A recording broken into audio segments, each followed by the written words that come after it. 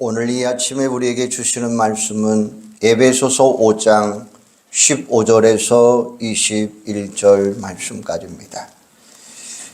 에베소서 5장 15절에서 21절입니다. 그런즉 너희가 어떻게 행할지를 자세히 주의하여 지혜 없는 자같이 하지 말고 오직 지혜 있는 자같이 하여 세월을 아끼라. 때가 악하니라. 그러므로 어리석은 자가 되지 말고 오직 주의 뜻이 무엇인가 이해하라. 술 취하지 말라. 이는 방탕한 것이니 오직 성령으로 충만함을 받으라. 시와 찬송과 신령한 노래들로 서로 화답하며 너희의 마음으로 주께 노래하며 찬송하며 범사에 우리 주 예수 그리스도의 이름으로 항상 아버지 하나님께 감사하며 그리스도를 경외함으로 피차 복종하라. 아멘. 좋은 영화를 보면 마지막이 감동적이고 인상적입니다. 좋은 노래 마지막 소절이 굉장히 아름답고 매력적입니다. 좋은 소설, 드라마도 마지막 결말이 멋지게 끝이 납니다. 좋은 물건은 마감 처리를 굉장히 깔끔해야 합니다. 좋은 기술자는 끝마무리를 잘하고 좋은 의사는 끝까지 책임을 집니다. 좋은 경기는 마지막 몇 분 매우 드라마틱합니다. 좋은 사람은 끝까지 좋은 사람, 그리고 좋은 사랑은 끝까지 멋지고 아름답습니다. 이처럼 일도, 사랑도, 물건도, 작품도, 사람도, 기업도 마지막이 좋아야 아름답습니다. 끝이 좋아야 명품이 되고 명작이 되고 명인이 되고 명가가 됩니다. 그러므로 끝나기 전에는 끝난 것이 아님을 우리는 늘 기억하셔야 돼요. 이것은 끝까지 최선을 다하라라는 뜻입니다. 그리고 방심은 금물입니다. 마지막에 웃는 사람이 최후의 승자입니다. 이런 삶이 되려면 우리에게 하루하루가 참으로 소중한 거죠. 하루가 소중하고 일주일이 소중하고 한 달이 소중합니다. 이렇게 살아감으로 한 해를 잘 마무리하는 것이 오늘 우리에게 참으로 중요한 거예요. 오늘은 2024년 마지막 주일입니다. 올 한 해를 잘 마무리해야 할 시점입니다. 그동안 우리가 잘해왔던 못해왔던 마무리를 잘하고 새해를 새로운 마음으로 맞이해야 되겠습니다. 우리가 돌아봐야 할 것들이 많지만 오늘 주신 말씀을 통해서 몇 가지만 결산의 시간이 되었으면 합니다. 한 해 동안 많은 일들을 감당하면서 우리가 꼭 결산해 오아야 할 것이 무엇입니까? 첫째는 우리가 시간을 낭비한 부분은 없는가 한번 결산해 보시기를 바랍니다. 16절에 보면 세월을 아끼라. 시간을 아낄 줄 아는 사람이 지혜로운 사람이라고 했어요. 시간을 헛되게 낭비하는 사람은 어리석은 사람이에요. 그런 점에서 나는 지혜로운 사람인가 아니면 어리석은 사람인가를 한번 스스로 판단해 보시기를 바랍니다. 세월을 아끼라 무슨 말인가요? 나에게 주어진 시간을 아껴서 써야 된다라는 뜻이에요. 시간을 아낀다라고 하는 이야기는 낭비가 없어야 된다라는 의미를 가지고 있습니다. 그러면 어떤 경우에 시간이 낭비가 될까요? 어떤 일에 사용하면 낭비가 될까요? 죄를 짓는 데 사용된 시간들, 나에게 또는 다른 사람들에게 별로 도움이 되지 않을 때에 그 시간이 낭비되는 것입니다. 하지만 오늘 본문에서 세월을 아끼라라고 하는 이 말은 마지막 때를 준비하는 일에 시간을 써야지 세상적인 쾌락을 위해서 시간을 보내버리면 그것은 바로 낭비다라고 이야기하고 있어요. 우리는 하나님의 자녀로서 예수님이 다시 오실 때에 기쁨으로 맞이할 수 있도록 경건을 위한 일에 시간을 많이 잘 사용하셔야 됩니다.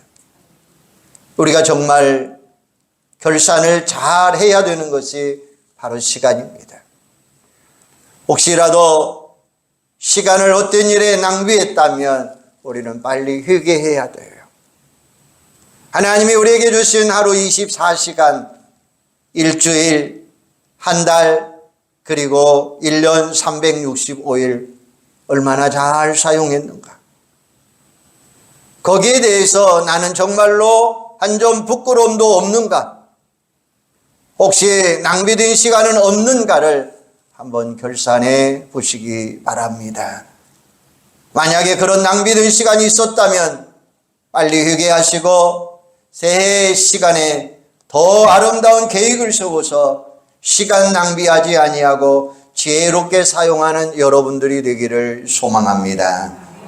두 번째는 우리가 하나님의 뜻대로 살았는가 결산해 보세요. 이것도 우리에게 굉장한 부분이 아닐 수가 없습니다. 우리가 많은 사역들을 감당하다 보면 이것이 과연 하나님의 뜻인가 아닌가 궁금할 때가 있습니다. 왜냐하면 하나님의 뜻이라고 생각했는데 하나님의 뜻이 아닐 수도 있고, 그냥 무작정 열심히 하다 보면 그렇게 하고 있는 일이 하나님의 뜻이 아닌 경우들도 있습니다. 그러므로 우리가 얼마나 많은 일을 했느냐 하는 것도 중요하지만 지금 내가 하고 있는 일들이 과연 하나님께서 원하시는 일인지 아닌지 잘 분별하는 게 중요하다는 것입니다. 만약에 내가 좋아서 정말로 열심히 했는데 나중에 보니까 그것이 하나님의 뜻이 아니라 사단이 좋아하는 일이 되어버렸다면 얼마나 안타까운 일입니까? 그래서 예수님께서도 십자가를 지실 때 기도하시면서 하나님의 뜻대로 애쓰고 힘쓰는 모습을 볼 수가 있어요. 그리고 십자가를 지는 것이 하나님의 뜻이었기에 그는 십자가를 비하지 아니하고 십자가 고통의 길을 홀로 지고 가셨습니다. 사랑하는 여러분, 올 한 해 동안 나름대로 열심히 살아왔다 할지라도 내가 과연 하나님의 뜻을 알고 그렇게 살아있느냐라는 것이 중요합니다. 나를 향한 하나님의 뜻을 우리는 잘 아셔야 돼요. 그래야 하나님이 나에게 맡겨준 사명을 잘 감당할 수 있습니다. 그래서 우리가 무슨 일을 얼마나 했느냐 이것도 중요하지만 그보다 더 중요한 것이 있다면 그것은 과연 하나님의 뜻인가 아닌가를 깊이 한번 헤아려 보시기를 바랍니다. 여러분, 베드로 한번 생각해 보세요. 예수님께서 죽음에 대해서 말씀하실 때 그런 일이 절대로 일어날 수가 없습니다라고 온 장담을 했어요. 그때 예수님께서 베드로에게 뭐라고 이야기하십니까? 사단아, 내 뒤로 물러가라. 내가 하나님의 일을 생각하지 아니하고 도리어 사람의 일을 생각했노라 라고 책망하셔요. 베드로는 그것이 자기 생각이라고 생각하지 않았지만 그것이 결국 하나님의 뜻이 아니라 사람의 뜻이었어요. 그러므로 우리도 지금 내가 하고 있는 일들이 과연 하나님의 뜻인가 아닌가 한번 뒤돌아보시기를 바랍니다. 혹시라도 하나님의 뜻이 아니거나 하나님의 뜻대로 살지 아니하고 있다면 빨리빨리 회개하시고 하나님의 뜻대로 살아가는 여러분들이 되기를 소망합니다. 17절에 보니까 그러므로 어리석은 자가 되지 말고 오직 주의 뜻이 무엇인가 이해하라 이렇게 말씀하셨어요. 만약에 우리가 하나님의 뜻을 잘 모르고 살아간다면 그것은 지혜롭지 못한 삶을 살아가고 있는 거예요. 올 한 해 동안 내가 하나님의 뜻대로 잘 보냈는가 꼭 한번 결산해 보시기를 바랍니다. 세 번째는 우리에게 방탕한 삶은 없었는가 한번 결산해 보자는 거예요. 지혜롭지 못하고 어려운 삶이 구체적으로 어떤 것인가를 우리에게 설명해 주고 있는 내용이 18절입니다. 술 취하지 말라. 이는 방탕한 것이니 라고 이야기했어요. 술에 대한 배단은 잠언 23장 29절에 보면 재앙이 누게 있느냐, 근심이 누게 있느냐, 분쟁이 누게 있느냐, 원망이 누게 있느냐, 까닭 없는 상처가 누게 있느냐, 붉은 눈이 누게 있느냐, 술에 잠긴 자에게 있고 혼합한 술을 구하러 다니는 자에게 있느니라 라고 이야기해요. 그 뒤에 보면 술의 위험성을 이야기하고 있는데 누가복음 21장 34절에 보면 너희는 스스로 조심하라. 그렇지 않으면 방탕함과 술 취함과 생활의 염려로 마음이 둔하여지고 뜻밖의 그날이 덕과 같이 너에게 임하리라 라고 이야기하고 있어요. 갈라디아서 5장 21절에 보면 투기와 술 취함과 방탕함이니 라고 이야기해요.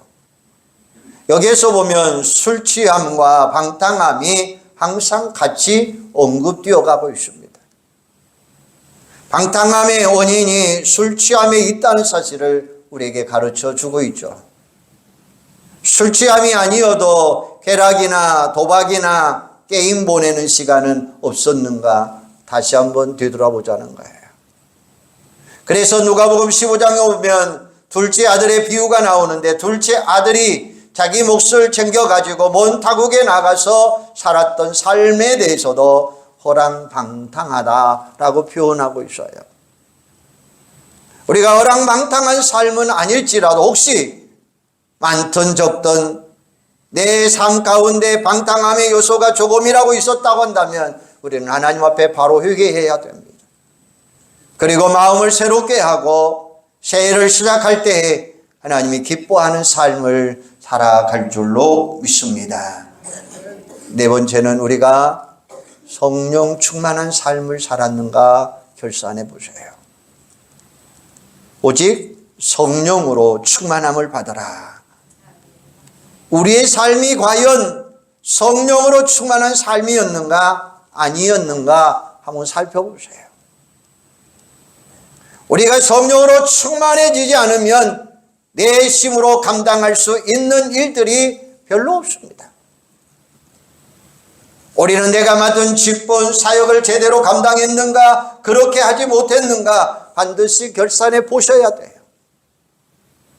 우리가 성령 충만한 생활을 했다면 무슨 일이든지 열심히 감당했을 것입니다. 이 부분에 대해서는 누구보다도 내가 가장 잘 알고 있는 부분이에요. 우리 모두가 성령으로 충만해져서 내가 할 수 없다라고 생각했던 부분까지도 열심히 감당했다면 하나님으로부터 잘했다 착하고 충성된 종아라고 칭찬받게 될 줄로 믿습니다. 하지만 그렇지 않게 살았다면 반대로 하나님으로부터 악하고 게으른 종이라 라고 책망받았을 것입니다. 여러분, 우리는 성령을 근심하게 해서는 안 된다는 말입니다. 기도할 때도 성령 안에서 기도해야 됩니다. 찬송을 불러도 성령 안에서 찬송을 불러야 됩니다. 그래서 우리에게 성령 충만함이 그 어떤 것보다 우선순위가 되어야 돼요. 왜냐하면 우리가 성령으로 충만하지 않으면 그 어떤 사역도 감당하기가 어렵기 때문입니다. 우리가 성령의 능력으로 하지 않으면 결국 하나님의 일보다 사람의 일, 즉 사단이 좋아하는 일을 하게 되어 있기 때문이에요. 그래서 올 한 해를 마무리하면서 나는 과연 성령으로 충만했는가 한번 결산해 보시기를 바랍니다. 다섯 번째는 하나님을 찬양하는 삶을 살았는가 결산해 보세요. 시와 찬송과 신령한 노래들로 서로 화답하며 너희의 마음으로 주께 노래하며 찬송하며 나는 과연 찬양으로 하나님을 높이는 삶을 살았는가 아니면 하나님의 영광을 가리는 삶을 살았는가 반드시 결산하셔야 돼요. 하나님의 이름을 드러내고 증거하는 삶을 얼마나 열심히 살았는가 한번 결산해 보세요. 그래서 우리가 수시로 찬송하라라고 이야기하고 있어요. 신령한 노래로 하나님을 찬양하는 삶을 살아야 됩니다. 성도의 궁극적인 목적이 뭡니까? 하나님께 영광 돌리는 거예요. 우리가 먹고 마시는 것도 입는 것도 다 하나님의 영광을 위하는 삶이 되어야 된다는 거예요. 그리고 하나님께 영광 돌리기 위해서는 무엇보다도 우리는 찬송을 열심히 불러보아야 됩니다. 찬송을 열심히 부르다 보면 그로 인해서 하나님의 이름이 증거되기 때문에 그렇습니다. 시편 126편 2절에 보면 그때에 우리 입에는 웃음이 가득하고 우리 혀에는 찬양이 찼었도다. 그때에 문나라가 가운데서 말하기를 여호와께서 그들을 위하여 큰 일을 행하셨다 하였느니라 라고 말씀하고 계셔요. 이 말씀은 이스라엘 백성들이 바벨론의 포로 생활에서 해방받은 데에 감사와 기쁨을 마음에 담고 하나님의 이름을 높여드리는 찬송을 많이 불렀다라고 고백하고 있습니다. 그래서 우리의 혀에는 찬양이 찼도다라고 고백하고 있어요. 우리도 1년 동안 하나님께서 나에게 베풀어 주신 은혜를 생각하면서 내 입술로 찬양을 얼마나 많이 불렀는가, 찬양이 내 입술에 얼마나 가득했는가 한번 결산해 보시기를 바랍니다. 찬양보다 불만이 더 많지는 않았는가 나를 한번 살펴보시기를 바랍니다. 저도 오늘 이 말씀을 준비하면서 찬양의 부분에 대해서는 제대로 결산할 수가 없더라고요. 그동안 찬양을 열심히 부르지 못했다고 하나님 앞에 회개할 수밖에 없었습니다. 사랑하는 여러분도 올 한 해를 마무리하면서 내가 얼마나 찬양을 불렀는가에 대해서 결산하는 시간 되시기를 바랍니다. 여섯 번째는 범사에 감사하는 삶을 살았는가 결산해 보세요. 범사에 우리 주 예수 그리스도의 이름으로 항상 아버지 하나님께 감사하며 여러분은 감사에 대한 결산이 흑자입니까? 아니면 적자입니까? 범사에 감사하라고 하는 이 말씀은 우리가 수없이 들었고 수없이 부르짖었어요. 실제로 살아보면 감사는 그렇게 없었다고 하는 사실이죠. 하지만 오늘 이 10절 말씀처럼 하나님께 항상 감사하는 삶을 살았는가 한번 결산해 보자는 것입니다. 우리는 어려움을 겪었습니다. 감사의 마음을 가지고 살아가기가 절대로 어려운 그런 시대 속에서 살았습니다. 하지만 한편으로 생각해 보면 모든 것이 다 감사한 것, 감사하지 않은 것 아무것도 없다는, 모든 것이 다 하나님 안에서 감사투성이라고 하는 사실이에요. 너무나 많은 것이 감사합니다. 너무나 좋은 것이 감사합니다. 그런데 우리 입술에는 얼마나 많은 감사가 있었는지 한번 되돌아보시기를 바랍니다. 오늘 이 자리에 하나님 앞에 나와서 예배할 수 있도록 도우신 것이 얼마나 큰 은혜입니까?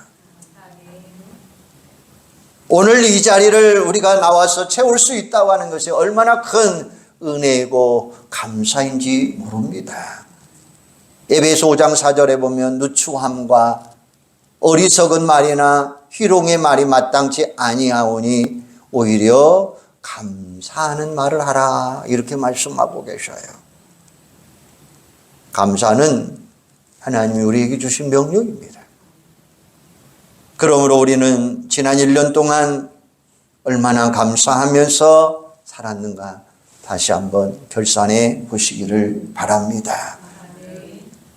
극동방송에서 생방송으로 음악 프로그램을 진행하고 있는 한 여집사님이 신청곡을 요청하는 전화가 왔습니다.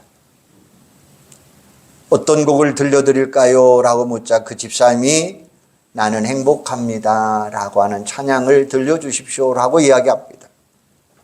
진행자가 집사님 행복한 이유를 말씀해 주실 수 있습니까? 라고 물었습니다. 그때 그 집사님 하는 말, 저는 30대입니다. 오래전부터 당뇨를 앓았습니다. 그 후유증으로 오른쪽 눈을 실명했고요. 근래에는 왼쪽 눈마저 희미해서 잘 보이지 않습니다. 그러나 저는 행복합니다. 태어나면서부터 보지 못하는 사람도 있는데 저는 이때껏 볼 수 있는 눈을 허락해 주셨어요.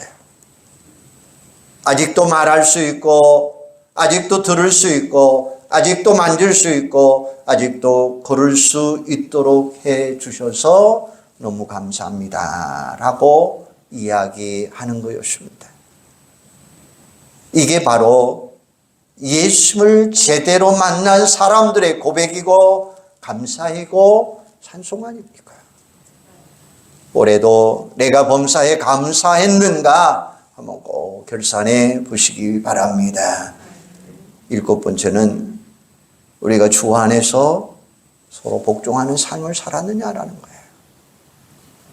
그리스도를 경유함으로 피차 복종하라. 하나님을 경유하는 성도로서, 하나님의 자녀로서 우리가 서로 복종하는 삶을 살았는가 한번 되돌아보세요.